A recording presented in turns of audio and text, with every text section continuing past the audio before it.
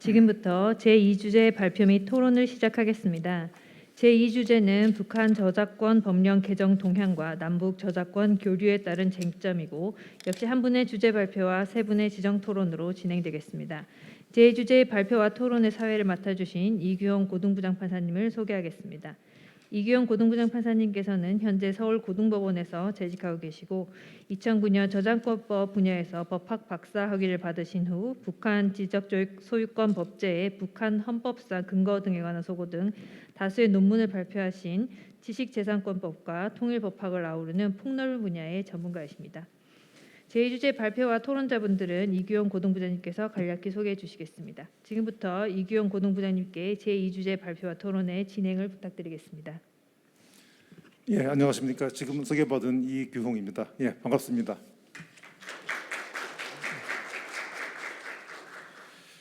예, 이제 굉장히 좀 세부적인 주제 가지고 논의를 하게 된 것을 기쁘게 생각합니다. 이게 좀 깊게 좀 연구를 할 수 있는 것이 아닌가 싶고요. 오늘 이 주제의 발표를 하실 분은 이제 우리 김찬동 한국저작권위원회 법제연구팀장이십니다. 우리 김 팀장님은 지금 지적재산권 전공으로 이제 박사과정 이제 수료하셨고 컴퓨터 프로그램 보호위원회 책임연구원, 저작권위원회 책임연구원을 거치셔서 저도 옛날에 저작권위원회 위원을 한 6년 했었는데 명실상부한 저작권위원회에서 법제를 주도하시는 분입니다. 큰 박수로 환영해 주시기 바랍니다. 예. 그리고 토론을 해주실 분 중에 우선 인천지방법원의 정희영 판사님이십니다. 정 판사님은 이 생화과를 나오시고 변리사로 상당 기간 근무하시다가 법원에 오셔서 특허법원에도 근무를 한 바도 있고 그렇습니다. 일단 저작권 쪽 측면에서 또 많은 좋은 토론을 해줄 것으로 기대가 됩니다. 역시 박수로 환영해 주시기 바랍니다. 그다음에 사법정책연구원의 유형웅 연구위원 판사님이십니다.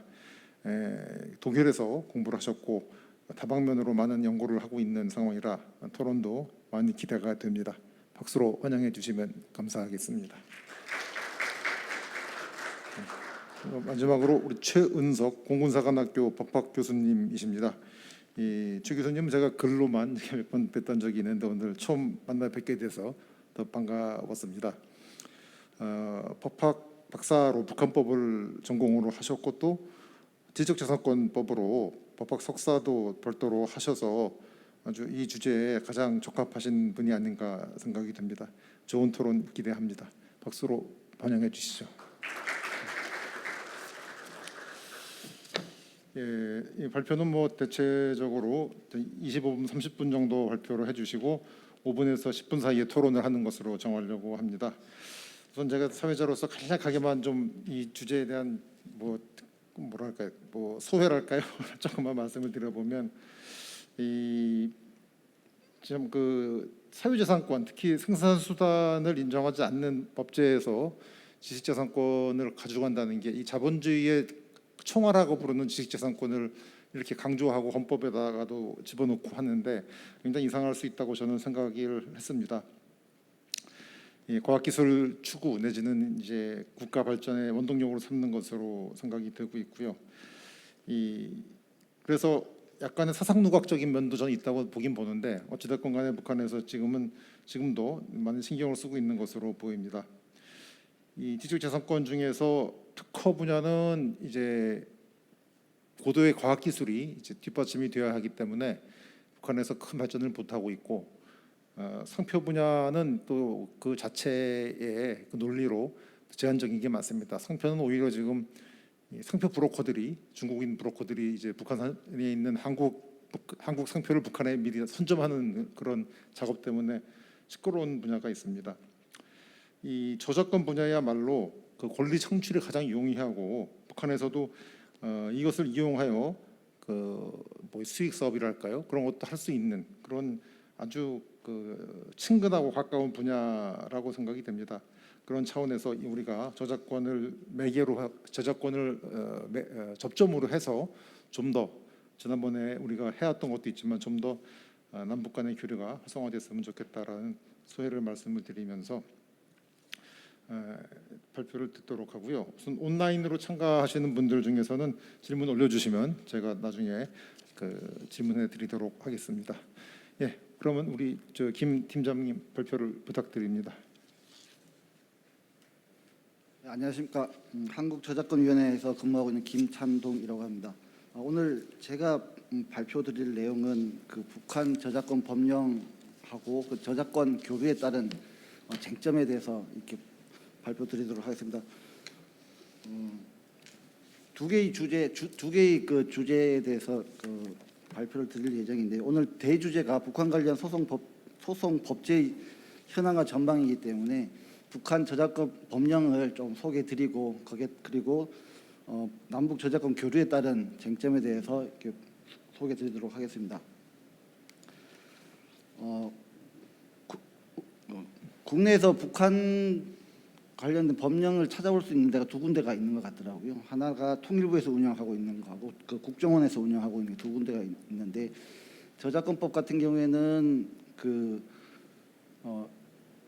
2001년도에 제정이 되고 두 번의 개정이 있었던 것으로 나타나고 있고, 그 소프트웨어 보호법이라고 해서 별도의 저작권법에는 별도의 법령에서 규정을 하고 있는데, 그 소프트웨어 보호법 같은 경우에는 한 번만 제정된 이후에 개정된 내용 소개는 하고 있지는 않더라고요. 그런데 이 북한 소프트웨어 보호법 같은 경우에 그 작년에 어떤 북한 김일성 종합대학교에 있는 그 인터넷 홈페이지에서 소프트웨어 보호법에 대한 소개 자료가 있어서 아마 가장 최신의 자료로 보여져서 오늘 소개해드리고자 합니다.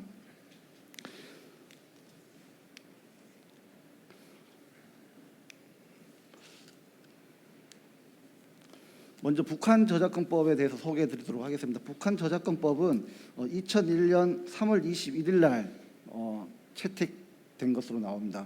그리고 2006년 2월 1일에 수정 보충 개정이 됐다라는 의미가 되겠습니다. 1차 개정이 됐고요. 그리고 2012년 11월 13일에 2차 개정된 것으로 나옵니다. 그 1차 개정의 경우에는 재정법에서 그냥 각 조에 그 제목을 추가하는 내용하고 두 개의 조문이 개정되는 것으로 나오는데요.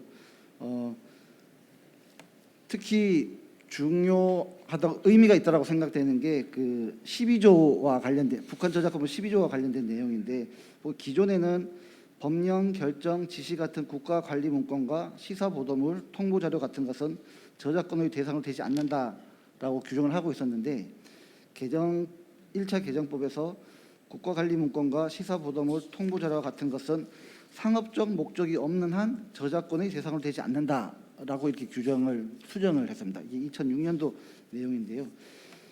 12조의 개정이 그 저작권 제외 대상으로서 상업적 목적이 없는 한을 추가한 것인데, 이는 법률 문건을 포함한 기타 국가 문건들에 대해 상업적 영리 취득 목적이 아니라면 누구나 당국의 허락 없이도 자유롭게 이용할 수 있도록 한 것으로, 과거와 달리 시장적 요소를 저작권법에 반영한 것으로 저는 판단을 하고 있습니다.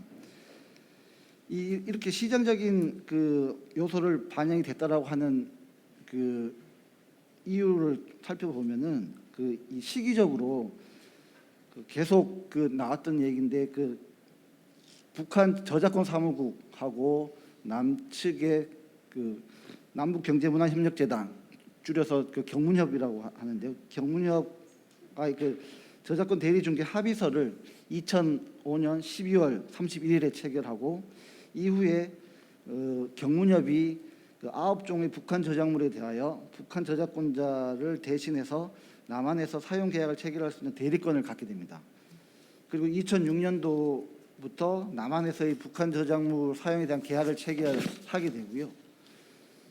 이러한 계약 체결 내용에는 북한 조선중앙텔레비전을 통해 보도되는 보도물은 상업적 목적 여부를 떠나서 모두 저작권 보호 대상에서 제외되었으나, 1차 개정으로 인하여 상업적인 경우에는 보호 대상으로 편입이 되어 남한에서 북한 조선중앙텔레비전 보도물 등의 영상물 사용에 대해서 저작권료를 청구할 수 있는 근거 규정이 마련되었다라고 볼 수 있습니다. 이러한 이유로 인해서 북한의 1차 개정이 시장적 요소의 반영 및 저작권 주장의 근거로 활용된다는 분석이 더욱 설득력이 있어 보입니다. 그리고 2차 개정의 경우에는 그 저작물의 이용 범위와 저작물 이용의 양도에 관한 두 개의 규정이 있었는데 그게 하나의 규정으로 합쳐지고 저작물 출처 명시에 관한 규정이 새롭게 신설되게 됩니다. 주요 내용, 북한 저작물 주요 내용은 그 총 6개의 장 48개 조문으로 되어 있는데 주요 내용을 설명드리면 다음과 같습니다. 저작물을 예시를 들고 있는데요. 어문, 음악, 무대예술, 영상, 미술, 사진, 도형, 컴퓨터 프로그램을 저작권의 대상으로 예시를 하고 있습니다. 그리고 저작물을 창작한 자 또는 그 창작자의 권리를 넘겨받은 자를 저작권자로 하고 있고 저작 인격권으로는 우리나라와 동일하게 세 가지 그 권리를 인정하고 있습니다. 발표할 권리, 이름을 밝힐 권리, 그리고 제목, 내용, 형식과 같은 것을 고치지 못할 권리 이렇게 세 가지 권리를 인격권으로 하고 있고요.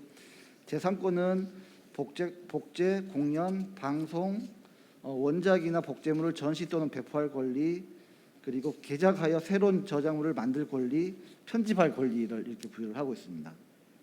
그리고 실현자에게 그 성명 표시권과 복제권, 방송권, 배포권을 부여를 하고 있고 음반 제작자와 영상 제작자에게 복제권과 배포권을 부여하고 있습니다. 그리고 방송 사업자에게는 복제권, 중계방송권, 재방송권을 부여를 하고 있습니다. 그리고 저작재산권 제한 규정도 두고 있는데요. 사적 이용의 경우, 그리고 도서관에서의 이용, 교육 목적, 국가 이용, 언론기관 이용, 인용, 비영리 목적 등 9가지 제한 사유를 열거를 하고 있습니다. 그리고 저작재산권의 전부 또는 일부를 양도하거나 상속할 수 있도록 하고 있고요. 저작물을 이용하려면 권리자 이용 허락을 필요로 하고 가격 제정 기관에서 정한 저작권료를 지급하도록 이렇게 규정을 하고 있습니다. 이게 주요 북한 저작권법의 주요 내용이 되겠고요. 다음으로 북한 소프트웨어 보호법에 대해서 간단히 설명드리도록 하겠습니다. 북한 소프트웨어 보호법은 2003년 6월 11일에 그 컴퓨터 소프트웨어 보호법으로 이렇게 채택이 된 것으로 나타나고 있습니다. 그리고 그 국내에는 아직까지 그 세부적인 내용에 대해서는 그 개정 내용에 대해서 소개를 안 되어 있다고 나와 있는데 김일성 종합대학 그 법학부의 로금철 박사라는 분이 그 조선인민민주주의 공화국 소프트웨어 보호법의 주요 내용에 대하여라는 글이 홈페이지에 올라와 있었는데 이 홈페이지는 그 북한 관련된 북한 홈페이지는 국내에서 접속이 안 되기 때문에 저희 위원회가 그 중국 북경사무소에 그 북경사무소를 통해서 자료는 입수를 했고요. 그 상세한 내용을 보면은 21년 4월 30일에 그 제14기 제14차 전원회의에서 조선인민민주주의 공화국 소프트웨어 보호법을 채택하였다라고 이렇게 밝히고 있습니다. 근데 여기서 말은 채택으로 되어 있기 때문에 2003년도에도 채택이 있었고 2021년도에도 채택이 있었다고 이게 과연 진짜 제정인지 개정인지 조금 불분명한 부분이 있습니다. 우리 그 북한에서 쓰는 용어의 경우에 그 제정의 경우에는 채택이라는 용어를 쓰고 있는 것 같고 개정의 경우에는 수정 보충이라는 표현을 쓰고 있는 것 같습니다. 그래서 북한 저작권법의 경우에도 채택과 두 번의 그 수정 보충으로 이렇게 표현을 하고 있는데 이 그 게시글에서 또는 채택이라고 이렇게 하고 있는데 이 기존의 2003년도 소프트웨어 보호법이 폐지가 되고 다시 제정이 된 것인지 아니면 개정 내용인데 북한 주민들을 대상으로 단순히 소개하기 위한 성격에서 이게 채택이라는 용어를 사용하는지 불분명하지만 그 제가 보기에는 개정 정도의 내용으로 보여집니다. 내용이 수정된 부분이 많이 있긴 한데 대폭 이게 개정될 대폭으로 개정이 돼서 우리 국내 남한처럼 전부 개정 정도의 수준은 아닌 것 같았습니다. 간단히 소개드리면은 기존의 5장 42개 조문에서 5장 46개 조문으로 그 구성이 확대되었고요. 법명이 기존 컴퓨터 소프트웨어 보호법에서 소프트웨어 보호법으로 변경된 것으로 이렇게 보여집니다. 그리고 이 소프트웨어의 경우에는 등록을 보호 요건으로 하고 있고요. 이 등록 심의 기간을 기존 3개월에서 1개월로 단축한 것으로 나와 있습니다. 그리고 동일한 소프트웨어에 대해서 등록 신청이 있는 경우에는 선신청주의에 따라서 먼저 신청한 것을 유효한 등록으로 보는 내용이 신설되었습니다. 그리고 인격권의 경우에도 기존에는 양도만을 할 수 없다라고 되어 있었는데 상속이 포함이 돼서 양도뿐만 아니라 상속도 할 수 없도록 수정이 되었고요. 이 재산권에 전송권이 신설이 되었고 업무상 저작물의 권리 기속 규정이 신설되었습니다. 그리고 저작권자의 허락 없이 할 수 없는 행위에 소프트웨어 수출입 행위를 삭제가 되고요. 저작권 침해 도구를 제작하는 행위가 추가된 것으로 이렇게 나타납니다. 여기서 눈에 띄는 부분이 두 부분이 있는데요. 그 재산권에 전송권이 신설되었다라는 부분하고 저작권 침해 도구를 제작하는 행위가 추가되었다라는 부분이 되겠습니다. 게시글에서 전송의 의미에 대해서 명확하게 설명을 하고 있지는 않지만은 이 국제조약 저작권 관련된 국제조약에서 말하는 공중의 구성원이 개별적으로 선택한 장소와 시간에 저작물에 접근할 수 있는 방법으로 공중에 이용 제공하는 행위라는 의미로 보여지고요.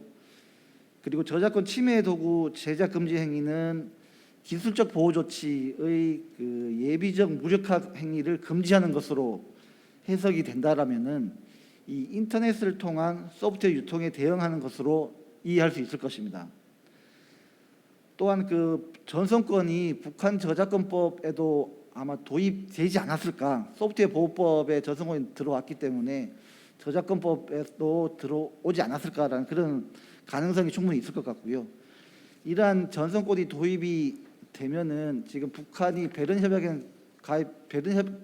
협약에만 가입되어 있고 저작권 관련된 다른 조약에는 가입을 하고 있지 않은데 저작권 조약 중에 WCT라고 세계 지식재산기구 저작권 조약이라는 조약이 있는데 이 조약이 소위 인터넷 조약이라고 합니다.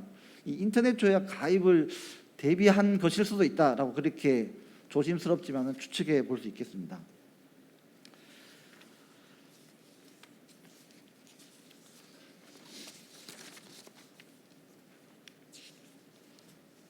다음으로 남북 저작권 교류에 따른 저작권 분야 특별 합의 방안에 대해서 소개해 드리도록 하겠습니다. 남북 간에는 저작권 분야에 대한 논의를 통해서 가시적인 성과가 바로 나타나지 않을 것이라고 생각합니다. 근데 북한에서 남한의 드라마, 노래가 합법적으로 유통되지 않을 뿐더러 유통이 된다고 하더라도 북한이 폐쇄적인 사회이기 때문에 그 유통 경로나 이용 현황을 파악하는 것은 쉽지가 않을 것입니다. 북한의 조선중앙TV 등 관영 매체에서도 남한이나 외국의 보도 매체의 화면을 가져다 쓰는 등 남한이나 외국의 저작물을 이용하는 것으로 나타나고 있고요.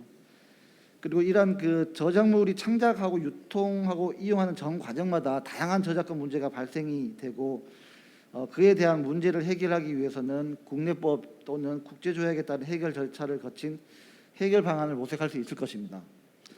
그러나 남한과 북한의 관계를 국가 대 국가 또는 하나의 국가가 아닌 통일을 지향하는 특수한 관계라고 보는 것이 일반적인 견해이기 때문에 저작권 문제를 처리하는 절차 또한 다양한 시각에서 새롭게 접근할 필요성이 있다고 보여집니다. 남북 간 문화예술 교류의 경우는 민족 동질성을 회복하고 남북한의 공동 발전을 위한 기반으로서 매우 중요한 부분을 차지하고 있다고 할 수 있습니다. 이러한 문화예술 분야의 교류 협력은 저작권을 기반으로 하여 이루어져야 할 것이고 다른 지식재산 분야보다 저작권 분야는 실질적인 민간 교류가 이루어진 바가 있으며 향후 남북 실질적인 교류가 확대될 경우 우선적으로 추진되지 않겠냐라고 저는 생각하고 있습니다. 저작물을 이용하고자 하는 자가 저작권자 이용 허락을 받아서 이용하는 것이 일반적인 저작권 권리 처리 방안인데, 그 남북 간의 경우에는 군사 정치적인 상황으로 인해서 일반적인 이용 허락을 받기 사실상 곤란한 것이 현실입니다. 그렇기 때문에 특별한 합의를 통해서 남북 간 저작권 처리를 원활하게 할 수 있도록 할 필요성이 더욱 커지고, 저작권 처리 문제를 어떻게 해결할 것인지가 선결 과제가 될 것입니다. 이러한 선결 과제 해결 방안으로 저작권 분야 합의서 체계를 고려를 할 수 있는데, 이 합의서와 관련된 기존 선행 연구들이 다양히 있습니다. 저희 오늘 발표 자료는 기존 선행 연구를 분석을 하는 것으로 대신하겠습니다. 먼저 조약 형식의 그 협정이 되겠습니다. 그 상호 공통 요소를 반영한 특별 협정을 하자는 주장이신데요. 이 특별 합의 방식의 세 가지 기본 원칙을 제시를 하고 있습니다. 첫 번째로 그 기본적으로 남한과 북한 저작권법에서 상호 일치하는 규율만을 가지고 기본 틀을 만들고, 남한 저작권법에서 규율하고 있으나 북한에서 규율하고 있지 않은 것, 그리고 북한에서 규율하고 있으나 남한에서 규율하고 있지 않은 부분들은 일단 배제를 하고, 그리고 지나치게 선언적이나 정치적인 이념은 제외하는 순수한 법리에 따라 규율할 수 있는 부분만을 채택해야 한다라는 그러한 주장입니다. 그리고 저작 재산권 제한과 관련해서 저작물의 자유 이용을 국제 수준으로 엄격하게 규율하는 방향으로 특별 협정 규정을 구성하여야 한다라고 주장을 하고 있고요. 이러한 특별 협정은 남북 상호 간의 저작권 보호가 그 목적이기 때문에 저작물의 자유 이용을 허용해서 저작자의 경제적 수익 기회를 박탈하는 데 그 목적이 있는 것이 아니므로, 북한도 북한 저작권법의 특별법으로서 특별 협정에 따라 남한 저작물을 일제 자유 이용의 대상으로 취급하는 일이 없도록 해야 한다는 데 특색이 있다고 하겠습니다. 두 번째로 기조적 실천적 전략을 통한 양자 협정에 대한 주장입니다. 기조적 전략은 민족 공동체 통일 방안을 기초하여 남북 기본 합의서에 따라 문화적 교류 협력을 적극적으로 실현하기 위한 양자 협정 체계를 추진해야 한다고 주장하고 있습니다. 이러한 실천 전략에는 기본 합의서에 의거해서 설치된 그 남북 교류 협력 공동위원회를 가동하고, 북한의 양자 협정안을 협의 채택하도록 제의를 하고, 북한의 대응 태도에 따라 그에 상응하는 제재를 부과하고, 그리고 양자 협정 체결 시 상호주의 원칙에 따라야 체결해야 한다고 지시를 하고 있습니다. 다음 부속 합의서에 기초한 특별 협정 내용이 되겠습니다. 그 남북 기본 합의서와 그 부속 합의서의 발효는 현실적으로 남북 간 저작자의 저작권을 실질적으로 보호함에 있어서 미흡하고, 이들 합의서들은 남북 저작권의 구체적 보호 방안 없이 보호의 원칙만을 합의한 것에 불과합니다. 따라서 입법조정 공고라든가 섭외사법의 해결 기능을 포함한 남북 간 공동협의기구를 구성하여 저작권 관련된 조사라든가 위탁관리, 대리중개 등의 역할을 정립하기 위해서 남북 간 저작권 통합기구 설치, 그리고 당국 간의 협의를 통한 부속 합의서에 기초한 상호 저작권 보호를 위한 협정 체결이 필요하다라고 이렇게 주장을 하고 있습니다. 다음으로 내국민 대우 원칙을 통한 점진적 특별협정 주장입니다. 이 내국민 대우의 원칙만을 정해서 그 이행을 각자에게 맡기고, 이 점진적으로 보호 수준을 상향하는 방향으로 특별협정을 체결을 하자라는 주장입니다. 베른 협약이나 트립스와 같은 예와 같이 그 연결점을 통해서 보호 대상을 특정하고 내국민 대우에 입각하여 상대방의 저작물을 보호하고 최소한의 보호 원칙에 따라 보호 수준을 상정하고 저작권 집행제도를 마련하여 실질적으로 효과적인 보호를 꾀할 수 있다라고 주장을 합니다. 다음으로 계약 형식에 따른 그 방법입니다. 그 첫 번째 단계적 접근 부분인데요. 이 단계적으로 당국 간의 정보 교류 협력을 통하고 법제도 구축하고 그리고 제도를 통합하자라는 순으로 교류 협력을 위한 추진 로드맵을 제시를 하고 있는데요. 민간에서 교류를 통해 남북 관계의 개선 분위기를 먼저 우선 조성하고 난 이후에 당국 간의 교류를 확대하자라는 그런 주장입니다. 이 남북 지식재산권 교류협력위원회를 구성을 하고 남북 지식재산 공동위원회 설치를 위한 행정 절차적인 합의서 마련 후에 법제도 구축 협력 위한 구체적인 합의서 도출 순으로 진행되어야 한다라고 이렇게 주장을 하고 있습니다. 그리고 법제도 구축 측면에서 봤을 때 남북 간의 공동의 지식재산 제도를 마련하는 단계, 그리고 남북 통합 이후 단일 지식재산 제도 수립 단계를 나눠서 추진해야 된다라고 하고 있고요. 남북 간의 공동 지식재산 제도 마련 단계에서는 합의서 또는 법령 방식에 따른 합의법제를 마련할 수 있다라고 하고 있습니다. 그리고 지식재산 법제도 통합의 경우에는 남측의 법제를 기준으로 하여 북측에 대한 한시적 특례를 인정해서 보완하는 입법 방식을 제시를 하고 있습니다.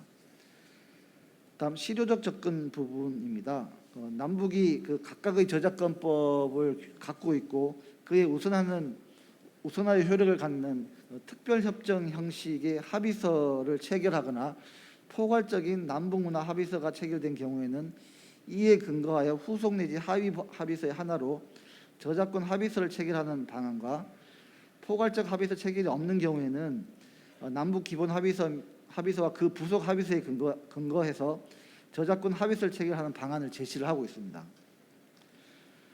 이러한 그 저작권 보호의 실효성을 높이기 위해서 등록된 그 저작권 위주로 보호하는 등록제도 도입 방안이 현실적인 안으로 검토될 수 있다라고 하고 있고요.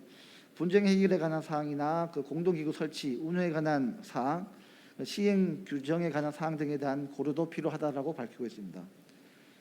그리고 부속 합의서 제14조에 따라서 남북 간 저작권 보호에 관한 세부 사항 협의 실천을 위한 실무 회의를 통해 저작권 보호에 관한 세부 사항, 보호 범위라든가 보호 기간, 이용 절차 등에 대한 논의가 필요하다라고 주장을 하고 있습니다.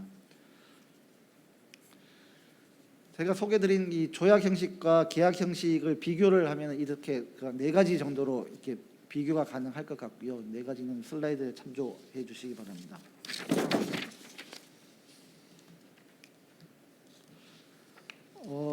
이 교류 협력에 대한 특별 체결 방안으로서 이 저작권 분야가 아마 가장 지식재산 분야에는 가장 빠르게 움직일 수 있다라고 생각이 들고요. 이 그 남북 간의 관계에 따라서 3단계를 구분해서 이게 대응하면 어떻겠냐라는 그런 생각을 해봤습니다. 첫 번째 단계가 교류 협력 단계이고요. 두 번째 단계가 남과 북이 서로 국가로 인정하는 단계, 그리고 세 번째 단계가 하나의 국가로 통일하는 단계에 따라서 구체적으로 저작권 분야의 합의 방식 같은 것이 좀 달라지지 않겠냐 생각이 듭니다. 그래서 첫 번째 단계는 교류 협력 단계의 경우에는 법적 구속력이 없는 합의서 형식으로 하는 게 좋을 것 같다는 생각이 들고요. 그리고 상호 국가 인정 단계인 두 번째 단계에서는 법적 구속력이 없는 양자 조약 형식이 좋을 것 같다라고 생각이 듭니다. 그리고 통일 단계에서는 단일 법제 형식이 되어야 될 것 같고요. 이러한 형식적인 측면도 중요하겠지만은 각 형식에 맞게 내용을 어떻게 구성을 하고 구성된 내용을 어떻게 이행할지에 대한 우선적인 고려가 필요할 것으로 보여집니다. 우선적으로 고려돼야 할 사항으로는 현재 양측에서 정하고 있는 상이한 보호의 범위를 극복하는 것하고 양측의 저작물 보호 수준을 어떻게 정하는지가 중요할 것으로 보여집니다. 현행 북한 저작권법 제6조에서는 출판, 발행, 공연, 방송, 상영, 전시 같은 것이 금지된 저작물에 대한 저작권은 보호하지 않는다라고 저작권 보호의 제외 대상을 규정을 하고 있는데요. 이를 물리적으로 해석하게 되면은 북한 저작물 6조에 따라서 남한의 저작물이 보호 대상에서 제외가 될 수 있다라고 해석이 가능합니다. 국내 언론에 따르면은 남한의 영화나 드라마 등 불순 출판 선전물로 정하고 있고 태폐적인 자본주의 영상물을 보는 현상을 철저히 없애고 남조선 텔레비를 시청할 경우에 직위를 불문하고 공개 총살을 처할 수 있다라고 북한 주민들을 교육하고 있는 것으로 지금 언론에 나와 있는데요. 이런 상황을 보면은 남한의 저작물은 북한 내에서 유통이 금지되고 있어 실질적으로 북한 저작권법에 따라 남한 저작물은 보호 대상에서 제외되는 것으로 보여집니다. 따라서 이게 특별 협정이 북한 저작권법의 특별법이 될 수 있도록 해서 그 남한 저작물 자체가 보호 대상에서 제외되도록 하는 그런 내용이 필요하다라고 보여집니다. 그리고 그 혹시 양자 다자 조약 체결 시의 기본 원칙이 내국민 대우 원칙인데, 이 내국민 대우의 예외인 상호주의 규정은 그 조약 체결 당사자 간의 저작물 보호 여부와 직접적인 연관이 있는 규정으로 매우 중요하다라고 보여집니다. 북한이 비록 그 베른 협약에 가입하고 있다고 하더라도 이를 그 온전히 이행하고 있는지에 대해서는 의문이 들고요. 그렇기 때문에 남측에서 북측 저작물 이용과 북측에서의 남측 저작물 이용 상황이 분명히 다르고, 이러한 이용을 위한 권리 처리 내지 저작권료 지급 여부도 완전히 다르다고 할 수 있겠습니다. 이러한 측면을 고려했을 때 저작권 보호를 위한 내국민 대우 원칙보다는 국제조약에서 원칙으로 하고 있는 그 내국민 대우보다는 예외적으로 규정하고 있는 상호주의가 남북 간에서는 기본이 되어야 되지 않겠냐라는 그런 생각이 듭니다. 무엇보다도 그 문화예술 교류를 통해서 상호 간의 문화를 이해하고 오랜 기간 분단으로 인해서 문화의 이질감을 극복할 수 있도록 내용이 정교하게 설계되는 것이 중요하다고 보여집니다. 또한 남북 양측의 저작권을 보호하고 각각의 저작물이 이용 활성화될 수 있는 분위기를 조성해서 전국적으로 남측의 저작물 한류가 북한 저작물로 확대돼서 남북의 저작물이 지금의 한류 대열에 함께 이루어졌으면 합니다. 이상으로 저희 발표 마치도록 하겠습니다. 감사합니다. 예, 그 북한의 저작권법, 특히 컴퓨터 소프트웨어 보호법을 최근의 법을 설명해 주시고, 남북이 과연 어떤 식으로 이 접근을 해야 할지에 대한 그 기존의 논의와 그 정리를 해주셨습니다. 잘 들었고요. 사실 뭐 아시다시피 뭐 지난주가 우리가 오징어 게임으로 이렇게 무슨 외국에서 상도 받고 이러면서 굉장히 문화적으로 강국이 돼 있고, 북한도 뭐 전에 그 김정일 위원장인가요? 그분은 그렇게 영화를 좋아하셔가지고 영화도 많이 찍고 해서 우리 한민족이 정말 문화민족이 아닌가 싶습니다. 이 저작권법을 이렇게 보면은 차이가 나는 부분이 있지만, 제가 아까 우리 발표자가 말씀하신 그런 부분들처럼 이 국제조약, 와이포를 통한 국제조약을 북한이 그냥 그대로 받아들이면서 굉장히 유사한 면이 있어서 이질감이 많이 없고, 특히 북한이 처음에 만들 때부터 어느 정도 우리나라 법을 이렇게 남한법을 이렇게 흉내를 낸다고 표현할까요? 좀 이렇게 그런 식으로 법률이라 복잡권 침해가 성립이 안 되니까 뭐 문제는 없습니다만 이제 그랬던 것으로 생각이 됩니다. 그래서 하여간 이 격차가 좁기 때문에 이 논의의 스타터로 사용되면 좋을 것 같습니다. 예, 토론으로 먼저 그러면 아까 소개해드린 순서에 따라 우리 정의용 판사님 토론 부탁합니다. 네, 안녕하십니까. 방금 소개받은 인천지방법원의 정의용 판사라고 합니다. 북한 저작권 관련 법령의 최근 개정 동향에 대한 상세한 소개와 함께 여러 정책적 제안 내용을 일목요연하게 짚어주신 발표자님의 발표에 진심으로 감사드립니다. 북한 저작권이라는 다소 생소한 분야에 대해서 그 이해에 대해 많은 도움이 된 것 같습니다. 제가 아는 것이 많지 않아서 발표자님의 발표에 대해 심도 있는 토론을 하지는 못할 것 같습니다. 하지만 몇 가지 궁금한 사항에 대해서 발표자님의 고견을 구하는 것으로 지정 토론을 가름하고자 합니다. 첫 번째는 북측 저작권 사무국의 법적 지위와 관련한 사항입니다. 앞선 주제 발표들에서 북한의 지위에 대해서 많은 문제 제기와 토론이 있었던 것으로 알고 있습니다. 마찬가지로 남북 저작권 교류라는 주제에 대해서도 북한의 지위가 문제가 될 것 같고, 좀 더 구체적으로는 남북 저작권에서의 한 축을 지금 담당하고 있는 북측 저작권 사무국의 법적 지위가 문제가 될 것으로 보입니다. 현재 남북 저작물의 상호 사용을 통한 실질적 교류의 모습으로 대표적인 것은 경문협, 지금 경문협이라고 약칭이 되고 있는 사단법인 남북경제문화협력재단을 통한 북한 저작물의 이용이 가장 대표적인 모습일 것으로 보여지는데요. 지금 그와 같은 이용이 가능하게 된 경과 과정을 좀 더 살펴보면은 1992년에 남북 기본 합의서와 부속 합의서가 체결이 되고, 그리고 그에 따라서 북측에서는 저작권 사무국이 그리고 우리나라에서는 경문협이 설립이 되었고 또 그에 따라서 두 기관 사이에 합의가 이루어지게 되는데 그 합의는 북한 저작물을 남측 이용자가 이용할 때 그 계약에 대한 모든 내용들이 들어가 있는 합의였습니다.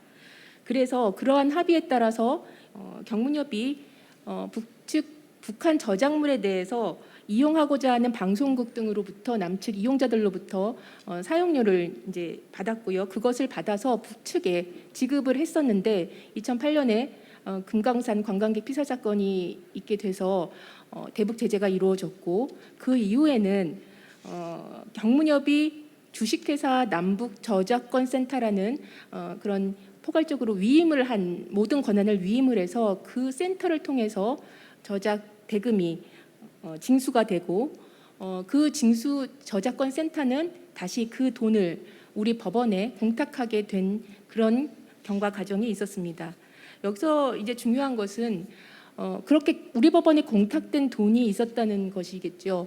그 권리자가 북한 그게 이제 북측 저작권 사무국이 될지 아니면 북한의 저작권자들이 될지 아니면 북한이 될지에 대해서는 여러 가지 논의가 있는 것으로 알고 있습니다만 어쨌든 북한의 사람들이 행사할 수 있는 권리를 주장할 수 있는 그런 돈이 우리 법원에 공탁되어 있다는 점이 중요 사항일 것입니다.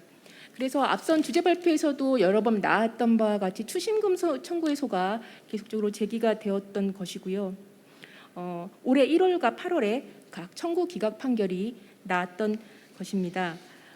그 중에 여러 쟁점이 있었는데 남북 저작권 교류와 관련해서는 쟁점으로 북측 저작권 사무국의 법적 지위가 어떤 것이냐라는 것이 문제가 됐었습니다.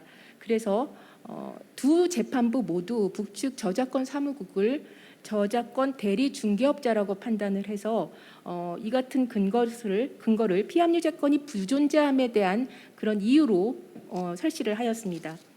판결문에서 설시된 바와 같이 북측 저작권 사무국과 남측 경문협 사이에 체결된 합의서 등에 저작권 사무국의 공증 합의서만 필요한 것이 아니라 북측 저작권자의 승인을 남측에서의 북측 저작물 이용한 요건으로 별도로 요구를 하고 있기 때문에 이것이 저작권이 완전히 이전이 돼서 신탁 관리되는 저작권 신탁 관리 신탁 관리 업자라고 저작권 사무국을 규정하기에는 조금 힘들 것으로 그렇게 개인적으로 생각됩니다만 현실적으로 북측 저작권 사무국의 법적 지위가 진짜 뭐냐, 진짜로 하는 일이 무엇이냐에 대해서는 좀 소개된 내용이 많이 부족하지 않은가 그런 생각을 하고 있습니다. 특히 북측 저작권 사무국은 북측 저작물의 이용 허락을 위한 남한을 상대하는 거의 유일한 창구이기 때문에 더 중요한 것인 것 같고요. 이와 같은 불명확성은 향후 남북 교류가 개선이 된 상황에서도 저작권 교류 활성화에 적지 않은 장애물로 작용할 것이라고 생각이 됩니다. 이와 같은 어려움들은 오늘 발표를 통해 소개해 주신 북한 저작권법상 저작물의 보호 대상이나 저작권자의 확정 그리고 권리 행사의 형태 및 내용 등에 우리 법하고 굉장히 상이한 부분이 많이 있고 사회주의 국가의 특성상 국가의 전면적인 통제 가능 영역이 굉장히 다종다양하다는 점에서도 그와 같은 어려움이 해결되어야 한다라는 그러한 이유가 될 것으로 보입니다. 이와 같은 문제의식 하에 남북 저작권 교류에 관한 심도 깊은 연구를 계속해 오신 발표자님께 북측 저작권 사무국의 법적 지위를 추론하는 데 대해 도움이 될 만한 저작권 사무국이 실제 진행하는 사업들의 면면을 소개해 받을 수 있다면 감사할 것 같습니다. 두 번째는 북한 저작물의 이용계약 체결에 관한 것입니다. 저작권 보호 및 사용을 위해서 필수적으로 요구된 사실관계 중에 하나가 저작권자의 확정이 되겠지요. 우리 판례와 학설이 다수설적 견해가 헌법 제3조 영토 조항을 근거로 해서 북한 저작물도 우리 저작권법에 의해서 보호될 수 있다는 입장을 견지하고 있기 때문에 이에 따라서 북한 저작물의 저작권자도 우리 저작권법에 따라서 결정되어야 할 것입니다. 그러나 현실적으로는 북측 저작권 사무국으로부터 저작권자가 누구인지를 확인을 받아서 진행하는 것으로 알고 있고 또 그에 대해서 저작권자의 승인과 저작권 사무국의 공증 확인서를 통해서 북한 저작물 이용에 임하고 있기 때문에 이런 것들이 문제가 될 소지가 있다고 보여집니다. 특히 아까도 말씀드린 바와 같이 북한 저작권이 굉장히 특이한 사회주의적이기도 하고 어떻게 보면 앞선 발표문에서 군주제라고도 표현이 됐습니다만 여러 좀 특이한 점이 있기 때문에 북한 저작권 체계상 이른바 집체 창작이 장려되고 있는데 그 집체 창작이라고 하는 것은 여러 명의 작가가 함께 자료를 모으고 토론을 거쳐서 하나의 작품을 만드는 방법으로 진행되는 창작이라고 합니다. 그러한 집체 창작이 다수에 이를 것으로 보이고 예술가들은 국가기관의 공무원이라고 합니다. 그리고 법인의 이름으로 창작된 경우에는 법인에게 저작권이 기속되어 된다고 되어 있는데 이 같은 규정에 있어서 또 법인의 이름으로 창작된다라는 것이 어떤 의미인지에 대해서 논란이 발생할 수 있을 것으로 보입니다. 이와 같이 북한 저작권 체계상 저작권자의 확정이 우리 저작권 체계의 그것과 부합하지 않는 면이 다수 있기 때문에 북측 저작권 사무국이 저작권자를 확인해 준다고 하더라도 그와 같은 저작권자의 확정이 우리 법의 내용에 부합하는가에 대한 문제는 여전히 발생할 것으로 생각이 듭니다. 남북관계의 특수성상 중거법, 관할 등에 관한 구체적 내용 확정이 어려울 수 있다는 것이 충분히 예견됩니다. 하지만 적어도 북측 저작권 사무국이 저작권 확정의 근거로 삼은 사실관계 자료는 남북이 함께 공유되어야 할 것으로 생각이 됩니다. 그리고 한 가지 더 개선책으로는 현재의 법률 상황을 기초로 해서 저작권 교류의 안정적 활성화를 도모하기 위해서는 저작권 사무국과 경문협을 통한 계약 체결 시에 저작물 이용자인 계약 이용자의 당사자에게 혹시나 저작권자가 잘못된 특정으로 손해가 발생을 한다면 그러한 손해는 지금과 같은 특수한 상황에서는 전보해주는 그런 보안 시스템이 있으면 좋지 않을까 그런 생각도 해보았습니다. 이와 같이 북한 저작물의 이용 계약과 체결에 관련해서는 여러 가지 문제가 발생할 수 있는데요. 발표자님께서 현재 저작권 사무국과 경문협을 통한 북한 저작물의 이용 계약 시 작성되는 표준 계약서가 있다고 알고 있습니다. 그러한 표준 계약서의 구체적인 내용에 대해서 설명을 좀 부탁을 드리고 이용자들이 해당 계약의 내용 이해에 대해서 주의해야 할 사항이 있다면 그것도 듣고 싶습니다. 또한 아울러서 정책적으로 보완해야 할 사항 그리고 관련 제언이 있으시다면 그것도 경청하고 싶습니다. 발표자님 발표에 다시 한번 감사의 말씀드립니다. 감사합니다. 네, 그 발표자님이 발표를 한 번 더 하셔야 될 것 같은 그런 아주 심도 있고 방대한 질문이었습니다. 일단 답변을 간단하게 해주시면 좋겠고요. 그 전에 저도 하나 질문 살짝 얹으면 이게 제가 갑자기 말씀을 드리는 거긴 한데 제가 2019년도 그때 봤더니 이거 제가 갑자기 말씀을 드리는 겁니다. 이게 북한이 저작권 사무국을 포함한 지적 소유권국을 설치했다라는 보도가 쭉 나와 있고 사실 또 북한은 이 관청의 업무가 대외비로 많이 취급이 되기 때문에 이 도대체 뭐 하는 데인지를 몰라서 정보가 없는 것으로 알고 있습니다. 그것까지 포함해서 그게 과연 지적 소유권국으로 저작권이 포함됐는지까지 포함해서 한번 답변을 주시면 좋겠습니다. 네, 토론 감사드리고요. 첫 번째 저작권 사무국부터 먼저 소개해드리도록 하겠습니다. 지금 북한에서 공식적으로 인정되고 있는 게 그 대리중개 관련돼서 세 개의 그 대리중개 우리나라 남측으로 치면은 대리중개업이 되겠죠. 세 개를 지금 그 승인하고 있는 것으로 보고가 되고 있는데요. 그 내용이 대성산 저작권 대리소라는 데가 있고요. 그리고 용남산 저작권 교류사 그리고 삼흥 지적 자원 정보 교류사라고 이렇게 세 개의 그 단체가 저작권 사무국의 승인을 받아서 대내외 저작권 대리 사업을 하고 있는 것으로 알고 있습니다. 그리고 이런 저작권 사무국은 내각의 북한 내각의 국가과학기술위원회 아래의 발명총국에 소속되어 있다라고 합니다. 그리고 이런 저작권 대상에 따르는 그 저작권 관리 부서들 예를 들면은 출판 지도기관, 문화 지도기관, 과학기술 지도기관과 저작권 대리기관을 통해서 저작권자와 저작 인접권을 보호한다라고 그렇게 알려져 있고요. 저작권 사무국의 그 업무는 등록 등록 기관으로 보여집니다.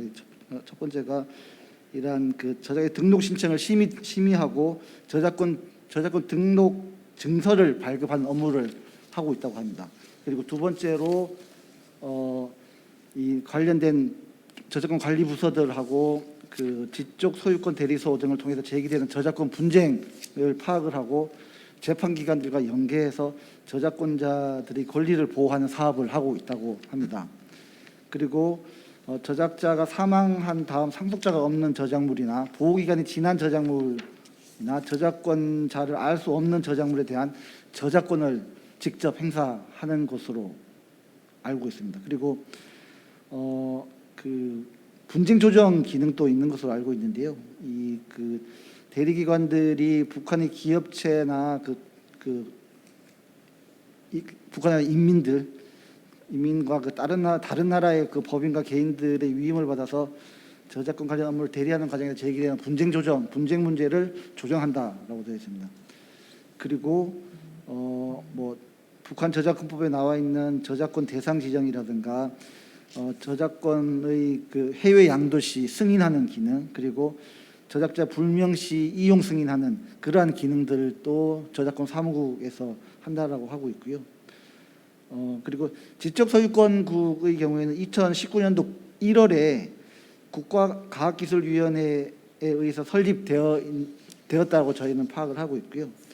이 지적소유권국은 그 국가지식재산권 전략을 작성, 실행, 갱신한다라고 하고 와이포의 협조를 받아서 세계적 및 지역적 범위에서 이루어지는 지식재산권 성과와 경험을 북한에 보급 일반화하고 발명, 특허, 상표의 그 국내 신청 및 등록 건수를 종합해서 와이포에 제출하고 이 와이포가 수여하는 발명가 메달, 창작 메달, 학생상 추천 등을 위한 제안을 검토 승인한다라고 저희가 파악을 하고 있습니다.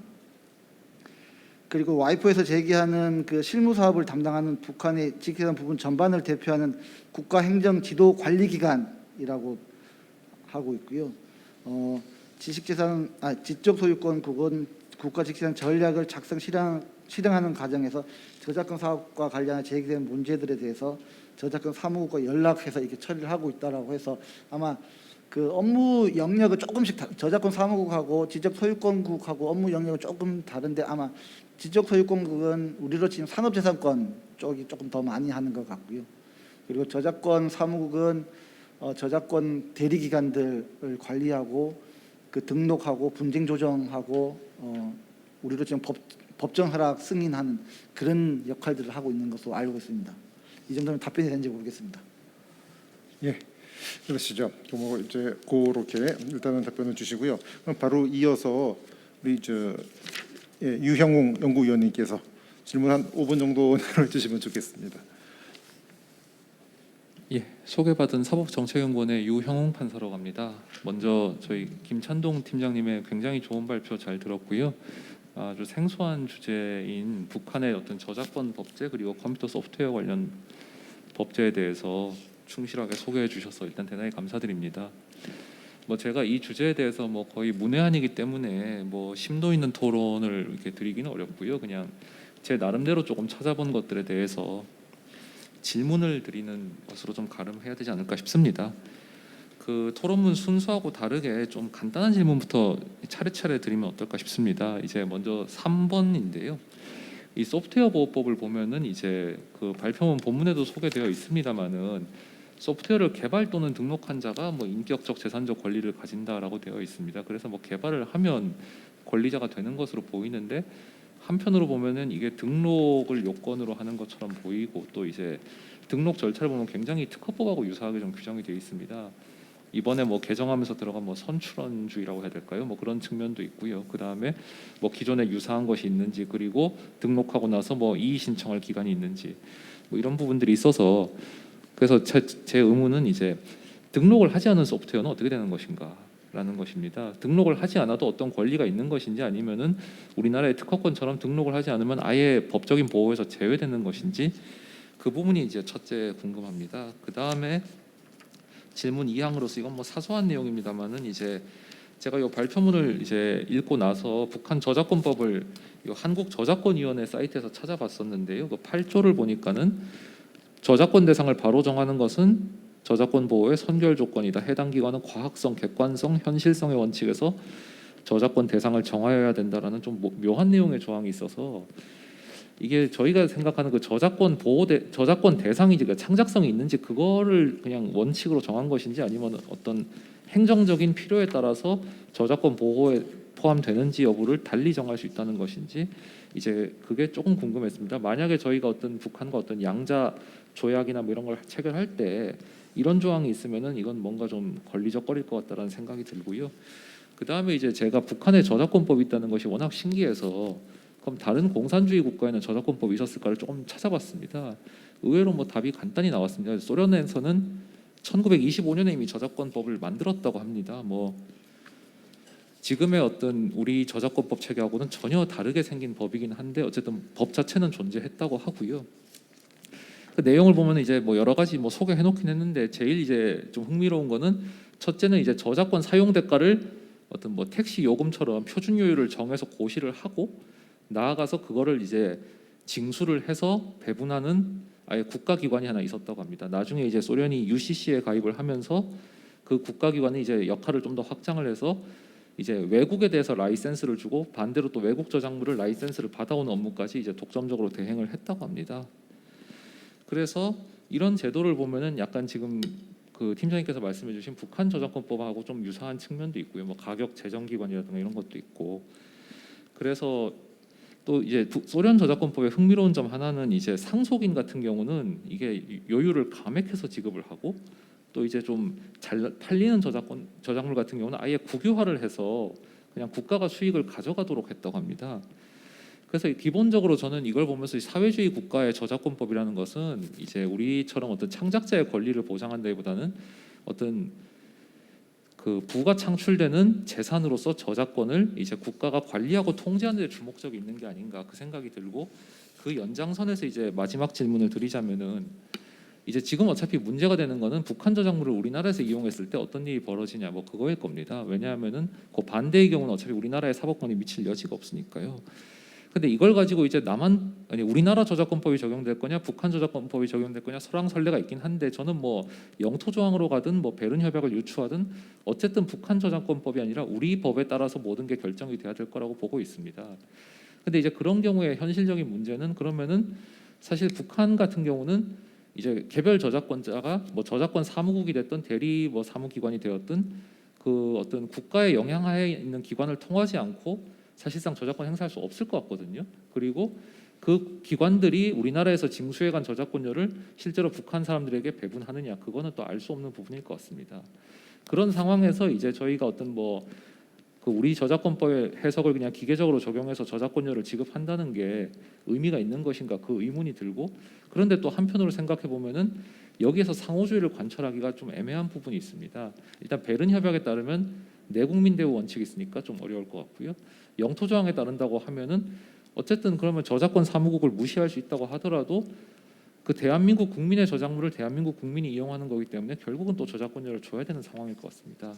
그래서 이제 발표자께서 말씀 주신 대로 저희가 이제 북한 저작물을 이용함에 있어서 상호주의를 관철해야 되는 게 맞고 또 저희가 지급하는 저작권료가 현실적으로 북한의 저작권자에게 돌아가지 않을 거라는 점에서도 그렇긴 한데 그러면 이걸 법적으로 어떻게 해결해야 좋을지 그 점에 대해서 혹시 구체적으로 좀 생각해 보신 바가 있으시면 말씀해 주시면 감사하겠습니다. 예, 이상입니다. 예, 답변 부탁드리는데 원래 참 저희가 시간이 40분까지로 되어 있습니다만 10분 늦게 시작해서 기본적으로는 50분까지 진행을 할 것이고요. 일단은 그렇게만 말씀드리겠습니다. 예, 답변 부탁드립니다. 네, 토론 감사드립니다. 네 가지 질문을 주신 것 같은데요. 첫 번째 그 등록 관련된 내용으로 그 등록하지 않은 소프트웨어의 경우에는 그 뭐 보호가 되느냐 부분인데요. 제가 알고 있기로도 그 북한 내에서는 소프트웨어 개발 같은 경우에는 당 주도하에 이렇게 개발이 되는 것으로 알고 있고요. 그렇기 때문에 그 북한 내에서 유통되는 소프트웨어 모두 등록이 되지 않을까라고 생각이 듭니다. 그리고 보호가 되기 위한 요건으로서 등록 요건을 하고 있기 때문에 그 방금 판사님께서 말씀 주신 것처럼 외국 소프트웨어 같은 경우에는 보호하지 않기 위해서 아마 그 등록 요건을 하지 않겠느냐라고 생각이 듭니다. 그리고 그렇게 됨으로써 북한 체제가 유지될 수 있다라고 생각이 들고요. 그리고 이 통제되고 관리되고 있는 북한제의 특성을 고려를 한다라고 하면은 아마 그 이런 소프트웨어 등록의 그 요건은 아마 당연한 것으로 그렇게 생각이 듭니다. 그리고 그 북한 저작권법 제 8조의 그 뭐 선결 조건으로서 그 과학성, 객관성, 현실성 뭐 이런 것을 정해야 된다고 하는데 북한 저작권법을 우리 그 국내 관점에서 해석은 상당히 어렵다라고 보입니다. 그렇기 때문에 저희가 예전에 그 중국 쪽에서 북한에서 대학 다니시는 분들을 중심으로 한번 인터뷰를 한번 진행해봤는데 일단 북한에서는 그 북한 저작권 관련된 자료가 거의 없습니다. 그렇기 때문에 이 조문을 어떻게 해석하느냐가 상당히 어려운 부분인데 저는 그 판사님께서 말씀해 주신 것처럼 충분히 이 규정으로 인해서 저작물성 여부를 이게 결정 지을 수 있다라고 그렇게 보여지는데 이게 뭐 관련된 자료가 없기 때문에 맞다 틀리다라고 명확하게 말씀드릴 수는 없을 것 같고요. 그리고 그 상호주의 관련된 부분은 일단 그 현행 법제적으로는 당연히 그 내공 대우 뭐 국제 조약 같은 경우에는 내공 대우가 분명히 원칙이 돼야 될 것 같고 뭐 우리 헌법 국내 법률에 따르더라도 당연히 그 북한 주민들 또 남한 주민들 되기 때문에 남한 저작권법이 적용이 될 수 있다라고 생각이 듭니다. 그렇기 때문에 현행 그 법 체계 내에서 상호주의를 바로 이게 적용하기에는 한계가 있다라고 보여집니다. 그렇기 때문에 이 상호주의를 적용하기 위해서는 제가 발제 때 말씀드린 것처럼 이를 상호주의에 관한 내용이 포함된 그 상호 간의 특별 협정을 통해서 해결할 수밖에 없지 않느냐라고 말씀드릴 수 있을 것 같고요. 제가 처음에 정의영 판사님께서 질문 주신 두 개의 질문을 제가 빠뜨리고 말씀을 안 드렸는데 두 번째 질문이 정의영 판사님 두 번째 질문이 표준계약서 관련된 저작권 사무국하고 경문협의 표준계약서 관련된 내용을 좀 소개해달라고 했는데 저희들도 경문협 측을 통해서 수차례 계약 내용 같은 것들을 뭐 좀 알려줄 수 있냐라고 문의를 해봤는데 이 북한 저작권 사무국하고 경문협 간의 그 대외비 뭐 그런 협약에 따라서 공개가 불가능하다라고 그러더라고요. 그래서 저희들도 상당히 안타깝게 생각을 하고 있습니다. 그래서 관련된 구체적인 내용에 대해서는 저희들이 파악을 못 하고 있고요. 그리고 북한 저작물 이용자들이 어떻게 주의해야 할 사항이나 정책적으로 보완해야 할 사항 같은 경우는 북한 저작물을 남한 내에서 이용하기 위해서는 상당히 여러 가지 절차를 거쳐서 이게 진행이 되어야 되는데요.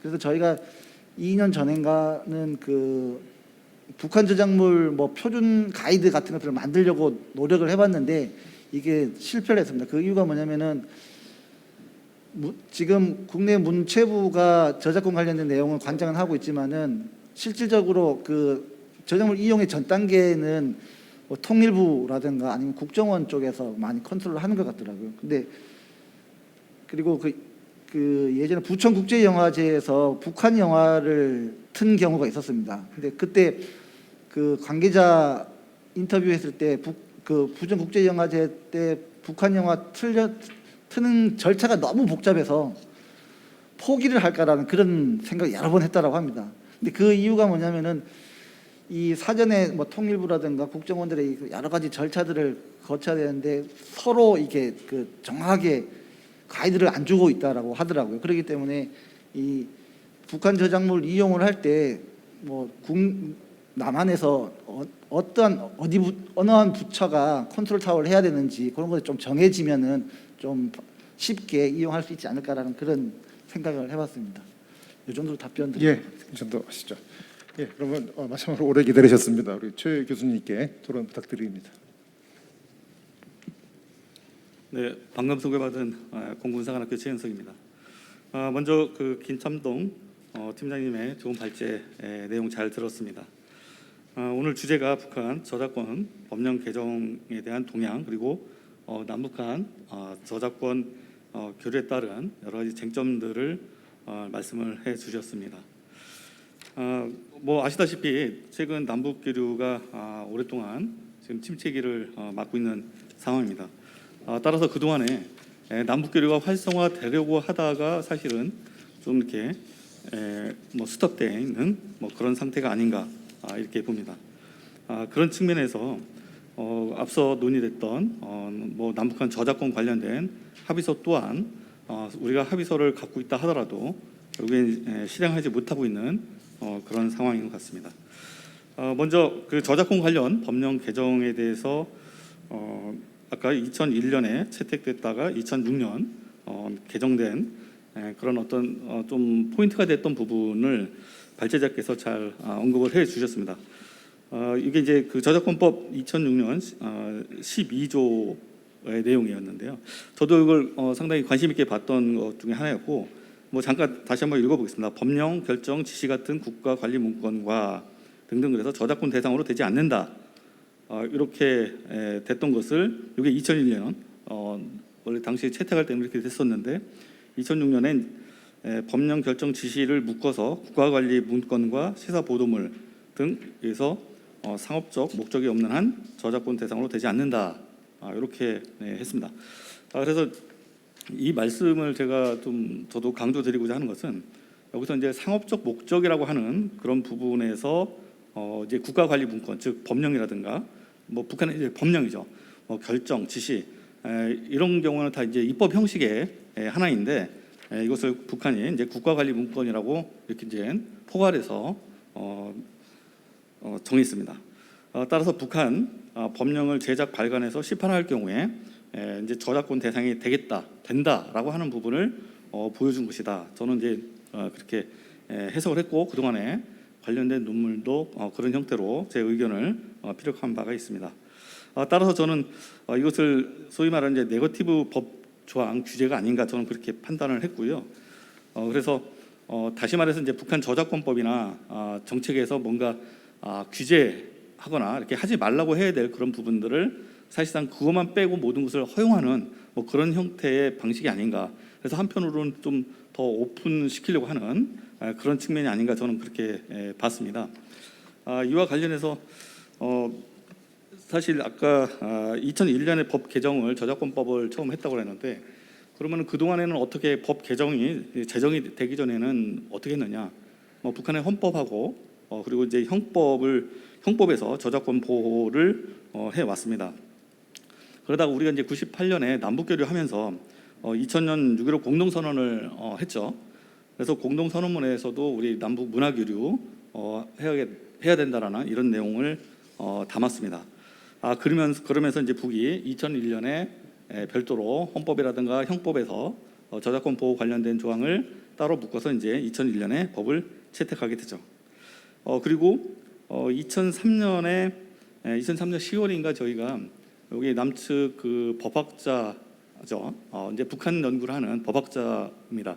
여기 현장에 지금 우리 통일과 북한법 학회 회장이신 박정원 교수님하고 앞서 여기 잠깐 참석했다가 지금 가셨는데 신영호 회장님 그리고 이제 지금 작고하신 장명봉 회장님 등 해서 한 10여 명이 김일성 종합대학에 방문을 한 적이 있습니다. 이 자리가 사실은 뭐 좀 공개된 자리에서 말씀드리기가 조금 조심스럽긴 한데 당시에 이제 우리 남측에 남한의 이제 대법전과 그다음에 소법전 그리고 이제 우리 이제 통일과 북한법 학회에서 발간하는 북한법 연구 1호부터 6호까지 다 챙겨서 그렇게 해서 이제 북측에 김일성 종합대학의 관계자한테 저희가 건네주고 그러면서 그쪽에다 얘기를 했습니다. 이건 우리 법전이다. 혹시 북에서 발간한 법전이 있으면 서로 상호 교류 교환했으면 좋겠다 이런 제안을 했는데 사실 저희는 빈손으로 돌아오게 됐죠. 제가 이런 말씀을 드리는 이유는 그게 이제 2003년도 10월에 저희가 그때 당시에 평양 방문을 했었던 것이고 그리고 나서 그 이듬해인 2004년에 북한이 소위 말하는 조선민주주의인민공화국 법전 대중용 법전을 공식 발간해서 우리 국내에 중국을 통해서 이제 시판을 하게 됐습니다. 그래서 이런 이제 어떤 법적인 그러니까 2001년에는 앞서 말씀드렸던 국가 문건이라고 하는 법령 지시 결정 이런 부분들을 이제 반영되어 있지 않다가 2006년에 법을 개정했다고 했는데, 그러면서 북이 2004년에 이것을 이제 시판하게 되면서 이러한 어떤 법적인 문제를, 즉 제가 말씀드리고자 하는 것은 이 법령도 이것도 어떤 상업 목적으로 판매를 할 수 있구나라고 하는 것을 북한이 이제 인식하게 된 것이다. 뭐 이제 저 개인적인 생각입니다만 그렇게 하고서 그게 이제 2004년에 그렇게 있었죠. 그리고 2005년에 그 이듬해에 아마 우리 여기 계신 많은 전문가들 기억하실 겁니다. 2005년 8월 15일이 우리 광복 60주년이 되는 해였습니다. 그때 그 여러분 잘 아시는 조용필 가수가 평양에서 공연을 했습니다. 그래서 평양에서 공연하면서 이것을 어떻게 저작권 문제로 어떻게 활용할 것인가, 이게 과연 이 저작권은 누구한테 있는 건가, 이런 이제 법적인 문제가 제기되기 시작했고요. 그래서 시기상 그게 2005년도 8월이었습니다. 그리고 작년에 앞서 얘기했던 이런 이제 법령 결정, 국가관리 문건을 이제 이와 같이 이제 개정하면서 상업 목적이 없는 한 이와 같이 이제 개정을 하게 된 거죠. 저작권 대상으로 되지 않는다. 뭐 이렇게 된 건데요. 그것은 이제 뭐 나머지 상업 목적이 아니라면 얼마든지 활용할 수 있다라고 하는 그런 측면을 보여줬다고 생각을 합니다. 그런 걸 생각했을 때 북한도 나름 이 저작권과 관련해서 많은 고민을 하고 있다. 남북 교류 할 때 실질적으로 그런 어떤 공연이라든가 그 이후에 뭐 평양 공연이 한두 번 있었던 건 아니지 않습니까? 그래서 이런 부분에 대해서 현실적으로 뭐 실무부서인 뭐 통일부라든가 그다음에 저작권위원회, 그리고 앞서 언급이 됐던 뭐 경문협 뭐 이런 쪽에서도 많은 어떤 그런 이제 걸림돌이 되고 있다는 부분을 현장에서 저도 경험한 바가 있습니다. 뭐 시간상 뭐 이 정도 말씀을 드리고, 그리고 질의 이 토론문은 사전에 제가 발제자께 먼저 보내드렸기 때문에 뭐 기본적인 질문만 좀 말씀을 드리고 마칠까 합니다. 86쪽이죠. 유인물 86쪽 중간에 나와 있습니다. 여기서 얘기하는 이제 가격 제정 기관 이렇게 좀 몇 번 언급이 되고 있는데요. 이 가격 제정 기관이 어떤 기관인지, 그리고 그 저작권 관련된 감독 통제 기관 침해됐을 때 통제 기관이 어디인지 이제 그런 부분이 조금 궁금했고요. 그리고 마지막 질문으로는 만약에 북측에서 남측의 이용료를 현실적으로 지불할 수 있는 건지, 즉 우리 남한의 저작물을 북측에서 활용했을 때 이 남측의 저작권료를 북측에서 과연 우리 남한에게 물론 이제 현실적으로 기대하기는 어렵겠지만 그래도 우리가 남북 교류라고 한다면 이런 입장에서 상호주의 입장에서 이 저작권에 대한 이용료가 과연 가능한지, 그렇다면 이런 부분이 북한 당국이 과연 인정할 수 있는지, 뭐 이제 이런 부분에 대해서 좀 궁금해서 개인적으로 질의를 던져봤습니다. 이상으로 토론을 마치겠습니다. 감사합니다. 예, 답변을 주시면 되겠습니다. 네, 토론 감사드립니다. 먼저 그 북한 저작업에서 나와 있는 가격 제정 기관의 경우에 가격 제정은 내각 산하에 국가자격위원회라는 곳이 있다고 합니다. 이쪽에서 정해서 저작권 이용료가 지급이 되는 구조라고 합니다. 그리고 감독 통제 기관은 그 계속 나와 있는 저작권 사무국이라고 합니다. 저작권 사무국이 뭐 출판 지도기관, 문화 지도기관, 과학 기술 지도기관을 협조해서 저작권 침해 행위를 감독하고 규제하고 이렇게 하고 있다라고 합니다. 그리고 두 번째로 질문 주신 것 같은 경우에는 일단 그 북한이 당연히 그 저작권료를 뭐 내기 위해서는 북한 당국에 당연히 인정을 해야 될 것으로 생각이 드는데요.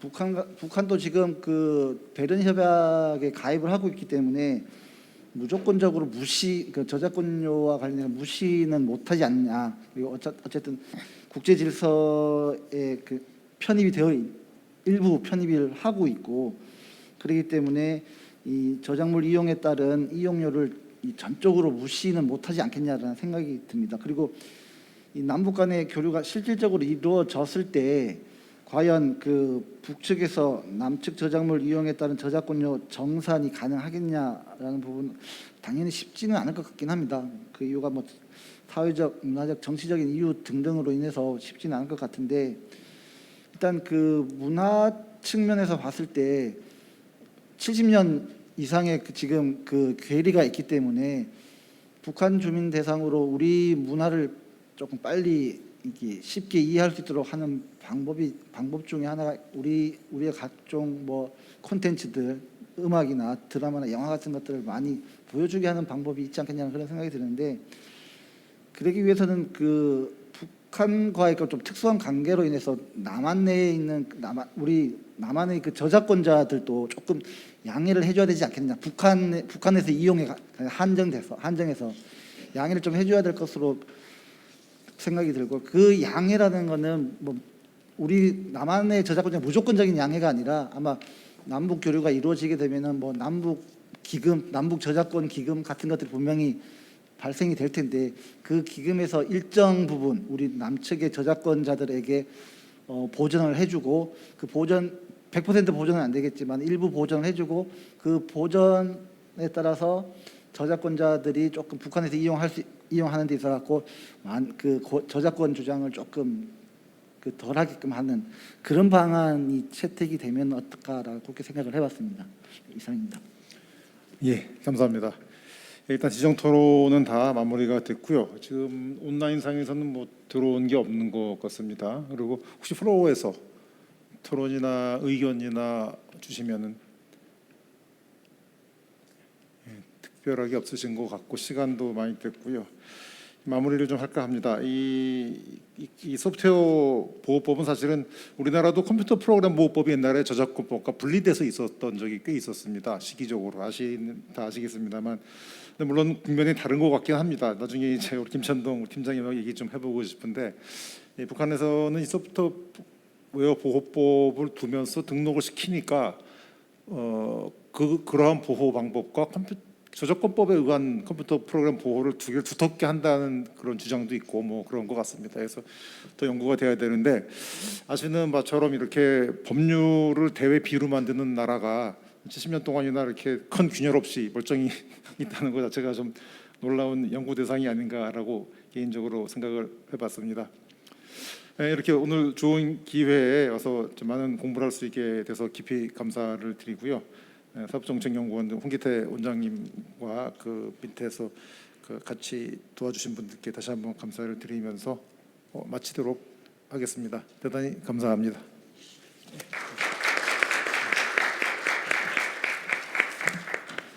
네, 제2 주제 발표와 토론에 참여해 주신 모든 분들께 다시 한번 큰 박수 부탁드리겠습니다.